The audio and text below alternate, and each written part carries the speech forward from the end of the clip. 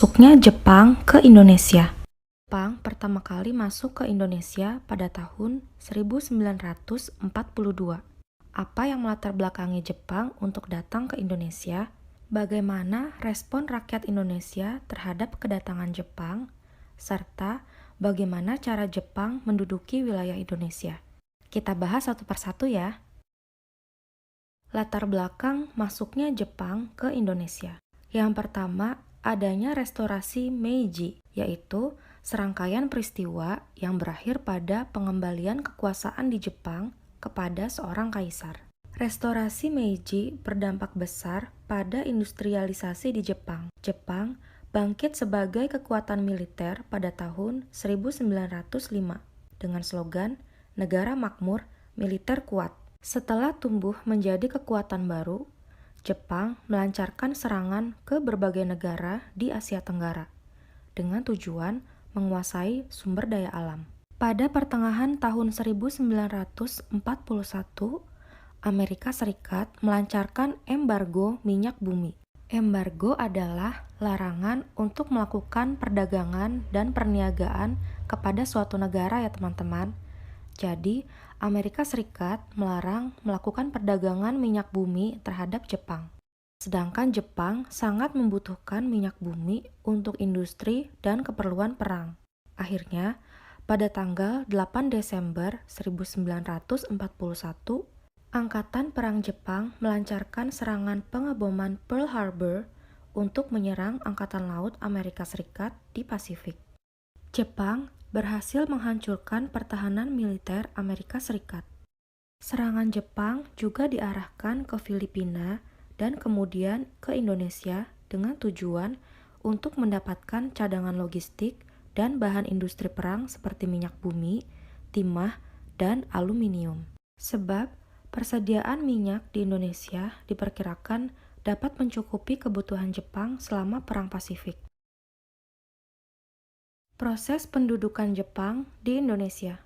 Pasca serangan Pearl Harbor pada Desember 1941, akhirnya pada Januari 1942, Jepang mendarat dan memasuki Indonesia melalui Ambon. Pada saat itu, KNIL dan pasukan Australia berusaha menghalangi, namun kekuatan Jepang tidak terkalahkan.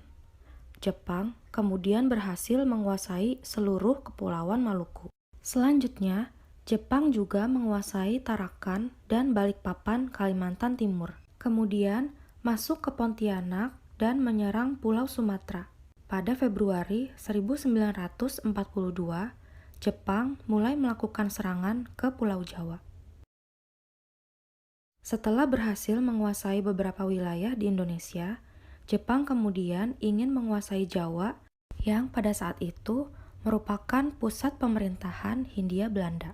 Untuk menghadapi Jepang, blok sekutu yang terdiri dari Belanda, Amerika Serikat, Australia, dan Inggris membentuk komando gabungan yang disebut dengan ABDACOM, Amerika, British, Deutsch, Australian Command, yang bermarkas di Lembang.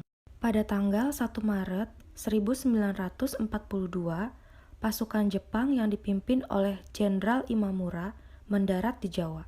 Alih-alih menyerang Jakarta, pasukan Jepang justru melakukan pendaratan di 3 tempat, yaitu Banten, Eretan Indramayu, dan Bojonegoro. Lokasi pendaratan ini tidak diduga-duga oleh Belanda.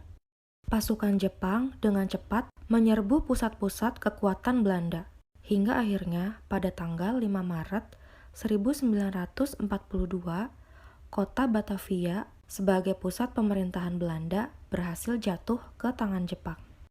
Pasukan Jepang terus bergerak dan berhasil menguasai kota Buitenzorg, atau yang sekarang kita sebut dengan kota Bogor, lalu diikuti oleh kota-kota lainnya yang dengan mudah dikuasai oleh Jepang hampir tanpa perlawanan. Akhirnya pada tanggal 8 Maret 1942, pasukan Belanda menyerahkan Jawa ke tangan Jepang. Penyerahan tidak bersyarat ini ditandatangani oleh Jenderal Ter Putten, wakil dari pasukan Belanda, dan Jenderal Imamura, wakil dari pasukan Jepang. Penandatanganan dilakukan di Kalijati, Kota Subang, sehingga peristiwa ini disebut dengan Kapitulasi Kalijati. Dengan demikian, berakhirlah masa penjajahan Belanda di Indonesia.